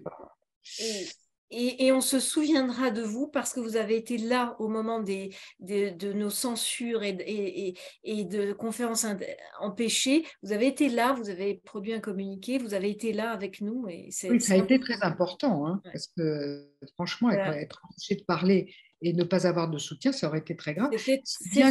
Si bien que quand on nous demande comment on va, on dit qu'on va très bien, mais c'est effectivement… les soutiens sont fondamentaux. On n'aurait pas pu continuer. Je pense que on ne se rend pas compte à quel point c'est fondamental, et même des petits messages, des mails, etc., puisque votre engagement au CLR pour nous soutenir a été très, très important. Voilà, donc on vous remercie. Écoutez, c'est moi qui vous remercie maintenant pour votre intervention. Nous vous souhaitons bonne route. Nous espérons vous retrouver bientôt sur d'autres sujets peut-être. Et je rappelle donc à tous nos amis qu'on se retrouve la semaine prochaine avec Xavier Laurent Salvador. On ira dans le détail. Si vous avez l'occasion, lisez ce petit livre. Oui. Contrairement au titre, ce n'est pas le wokisme pour les nuls. Hein. C'est une tout à fait bien sérieuse. C'est remarquable. Et qui effectivement peut aider des adultes en mal de réponse à des adolescents qui se posent un certain nombre de questions, embrigadés par ces fameux réseaux sociaux. Merci Caroline, merci Céline, merci à vous tous et passez une bonne soirée. Merci, bonne soirée à tous. Merci Jean-Pierre, au revoir.